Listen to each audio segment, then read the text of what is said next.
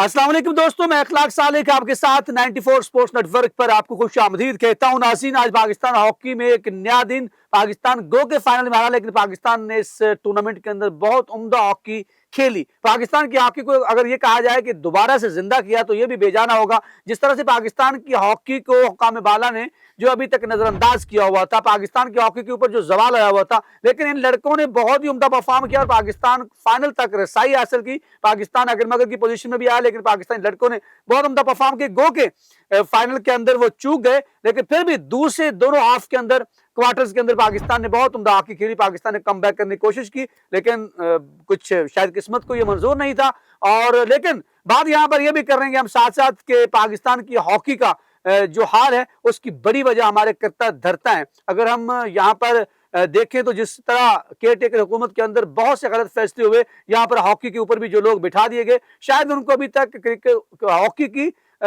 जो है वो समझ बूझ तो दूर की बात है, अलिफ बे का भी पता नहीं है। ये भी बहुत बड़ा आलमी है। इन तमाम चीजों का अहाता करने के लिए पाकिस्तान का ओवरऑल इस टूर्नामेंट में कैसा परफॉर्म किया, पाकिस्तानी लड़कों के अंदर उभरते हुए कौन से नौजवान सामने आए, इस पर बात करेंगे। मेरे साथ sports analyst senior Ali Ahmed Jat साहब मौजूद हैं। अली अहमद साहब, वेलकम कहता हूं आपको। अली, बताइएगा कि आप पाकिस्तान को पहले इस परफॉर्मेंस को कैसे देखते हैं कि पाकिस्तान ने फाइनल खेला, क्योंकि पाकिस्तान 6-2 से फाइनल हार गया। पाकिस्तान ने आखिरी 2 क्वार्टर्स के अंदर उम्दा परफॉर्म भी किया, लड़कों ने कमबैक करने की कोशिश की, लेकिन ओवरऑल आप क्या देखेंगे, किस तरह को देखते हैं पाकिस्तान के रिवाइवल को? सालिक, ओवरऑल पाकिस्तान की परफॉर्मेंस बड़ी अच्छी रही है इस टूर्नामेंट के अंदर। फाइनल मैच था, बड़ा मैच था, लेकिन थोड़ा सा हमने देखा है हमारे प्लेयर्स जो है ना प्रेशर में नजर आए हैं। पहले 2 हाफ के अंदर हमने जो है ना 3 से 4 गोल हमने करवा लिए, फिर हमने आखिरी 2 हाफ में 2 गोल किए, लेकिन उसका फायदा नहीं था। हमारे गोलकीपर ने बड़ी अच्छी गोलकीपिंग की, स्टार्ट में लक में किस्मत में हमारा साथ दिया, लेकिन हमने देखा कि पहले 2 हाफ में ना हमने सिर्फ 1 या 2 दफा हमने दूसरी टीम के ऊपर अटैक किया, न्यूजीलैंड की टीम के ऊपर।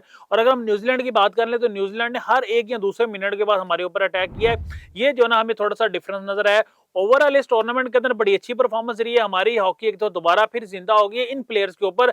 ऐसे प्लेयर्स बगैर पैसों को जो खेल रहे हैं, बगैर पैसों के ये टूर्नामेंट खेल रहे हैं, इनको डेली अलाउंस अभी तक नहीं जारी किए गए। और माशाल्लाह जो है ना, जिन्होंने ऐलानात करने थे सेमीफाइनल जीतने के बाद, ऐलानात उन्होंने करवा लिए हैं। प्राइम मिनिस्टर हमारे शहबाज शरीफ हो या हमारे सीएम हो या अता तारड़ साहब हो, उन्होंने ऐलान जरूर करवा लिए हैं, लेकिन ये ऐलान किसी ने नहीं किया कि हमारी टीम फाइनल में पहुंची है, हम कुछ इनके लिए इनामात के भी ऐलान कर दें। लास्ट टाइम भी जब प्राइम मिनिस्टर के साथ मीटिंग हुई थी तो उन्होंने ये बात की थी हमने कि डिपार्टमेंट ऑन करेंगे, लेकिन अभी तक डिपार्टमेंट ऑन नहीं किए।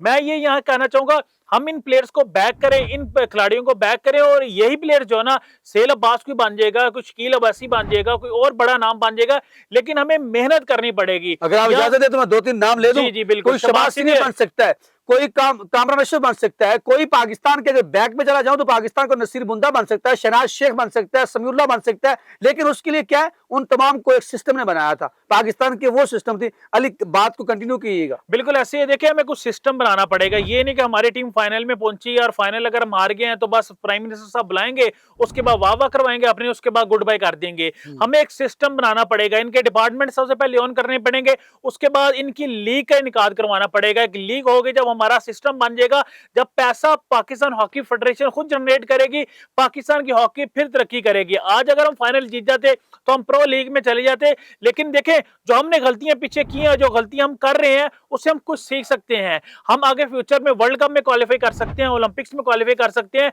ना के क्वालिफाई करें उधर वहां मेडल भी जीत सकते हैं ओलंपिक्स के अंदर, वर्ल्ड कप भी हम दोबारा फिर जीत सकते हैं। लेकिन उसके लिए हमें मेहनत करनी पड़ेगी, पीछे स्ट्रगल करनी पड़ेगी, और सबसे जरूरी काम है पाकिस्तानी गवर्नमेंट का, उसके बाद पाकिस्तान हॉकी फेडरेशन का। पाकिस्तान गवर्नमेंट को देखना पड़ेगा पाकिस्तान हॉकी फेडरेशन को जो चलाने वाले हैं वो अहल भी हैं कि नहीं। मुझे तो सारे अहल ही लग रहे हैं कि जहां भी टूर हो वो ताहिर बुखटी साहब ने वहां जरूर जाना होता है, कुछ जाए ना जाए, ताहिर बुखटी साहब का टूर जो है ना कंफर्म हुआ होता है।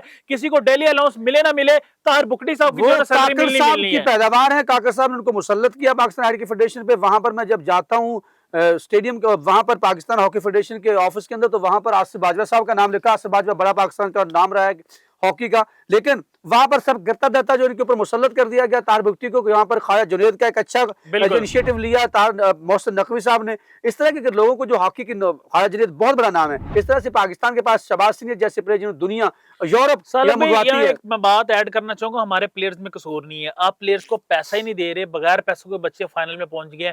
फाइनल में भी उन्होंने एफर्ट की, लेकिन जब तक हम अपने बच्चों को पे नहीं करेंगे वो किस तरह एफर्ट करें। जैसे डेली वेजेस की बात की, यहाँ पे थोड़ी सी बात मुझे करने दीजिए। दीजिएगा। जरूर, जरूर। खुदा मुझे यहाँ पर जिस तरह से भट्ट साहब ने सेमीफाइनल से पहले बड़ी बहादुराना वहां पे खड़े रही, पूरी कौम आपके साथ खड़ी बिल्कुल है। ऐसे जिस ही तरह है। आपने उन चीजों को हाईलाइट किया, आपने किसी को टारगेट नहीं किया, आपने जिस तरह बताया डेली लॉन्सेस के सालब बारे में में, इनका हक है, इन कौमी हीरोज का हक है, ये अपना हक लेना देखिए, चाहिए इनको। ये लोग वो हैं कि जो पाकिस्तान के सफीर हैं, जो पाकिस्तान के एम्बेसडर हैं, जो पाकिस्तान के लिए एक सॉफ्ट इमेज, पाकिस्तान का एक किरदार जो है वो दुनिया के सामने पेश करते हैं। हॉकी पाकिस्तान को दुनिया में कोई नहीं जानता था, एक वक्त में हॉकी के नाम से पाकिस्तान को सब जानता था। कोई दुनिया, यूरोप हो, वो ऑस्ट्रेलिया हो, वो बड़े-आज़म अफ्रीका हो, बड़े-आज़म अमेरिका हो, दुनिया किसी भी खित्ते में पाकिस्तान के हॉकी को वो अरूज हासिल है। तो ये बहुत दुख की बात है कि हम रिवाइवल की तरफ आ नहीं रहे। उसकी वजह ये है कि लड़के और आज भी ये जो सरजमीन है बड़ी जरखेज है हॉकी के लिए, लेकिन वजह ये है कि जो करता धरता है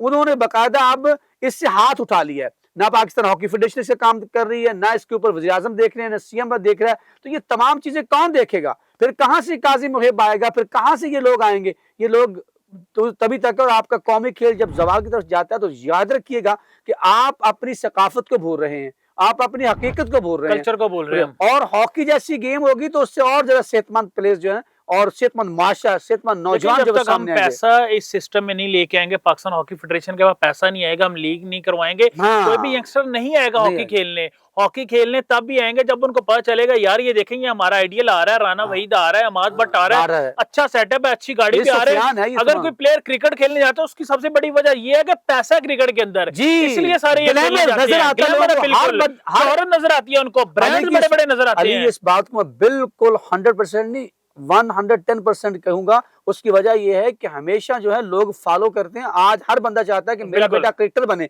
वो क्यों?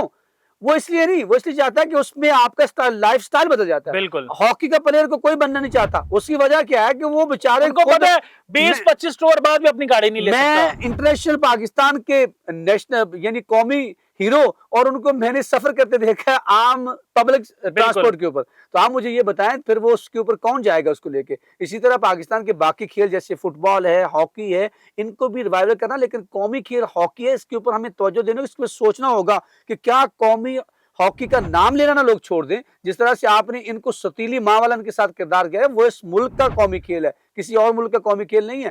प्राइम मिनिस्टर साहब आप मुबारकबाद देने से, अता तारक साहब मुबारकबाद देने से ये कुछ नहीं मिलेगा। इनको कुछ इनके वो कहते हैं ना पंजाबी में, उन्हें रोना क्यों, प्लेट्स कख नहीं है, इनकी प्लेट में कुछ डालें। ये भूखे बेचारे कैसे हॉकी खेलें? इनके डिपार्टमेंट जो है वो बहाल करें। आपने वादा किया प्राइम मिनिस्टर साहब, आप तमाम वादे लोगों के पूरे कर देते हैं, लेकिन ये वादा भी पूरा कीजिए ताकि कौमी हॉकी की रिवाइवल जो है वो बहाल हो। पाकिस्तान 6-2 से हारा, लेकिन पाकिस्तान के लड़कों ने जो है वो दिल जीता है। गो के पाकिस्तान की हॉकी फाइनल हार गया, लेकिन पाकिस्तानी प्लेयर्स ने जीता। उसकी वजह यही है कि इन प्लेयर्स को जब आप प्रोफेशनल लेवल के ऊपर इनको फंड्स के साथ साथ इनकी ट्रेनिंग, इनकी खुराक, इन तमाम चीजों पर तवज्जो नहीं देंगे तो फिर उन कौमों का मुकाबला नहीं कर पाएंगे जो प्रोफेशनलिज्म में आपसे 1000 गुना आगे पड़ी। फिर भी बहुत बड़ी बात है कि पाकिस्तान ने, हमने फ्रांस जैसी 10वें नंबर की टीम को 15 नंबर की टीम होकर हराया। हमने यहाँ पर बड़ी बड़ी टीमों को, कोरिया, जापान जैसी टीमें मौजूद थी, फिर भी आपने फाइनल खेला। तो ये आपके लिए एक पैगाम है कि पाकिस्तानी लड़कों के अंदर बड़ी सलाहियत है, बड़ी पोटेंशियल है। जो कहते अलामा इकबाल ने कहा था ना कि जरा नम हो तो ये मिट्टी बड़ी जरखेज है। साकी बात यह है कि मिट्टी बड़ी जरखेज है, लेकिन आपने जरखेजी के लिए इसके अंदर आपने फर्टिलाइज करने के लिए आपने इसके अंदर फंड्स देने हैं, इनको आपने तमाम सहूलियात देनी, डिपार्टमेंट इनके खोल दें, इनके डिपार्टमेंट बहाल करें ताकि पाकिस्तान हॉकी जो है अपनी रिवाइवल की तरफ जाए। तो नाज़रीन, मुझे अली अहमद जाट को दीजिए इजाजत। कमेंट सेक्शन में जाकर आप जाते जाते बता देना कि क्या पाकिस्तान हॉकी के लिए जो है इसका जिम्मेदार कौन है, क्या हुकूमत है या खिलाड़ी।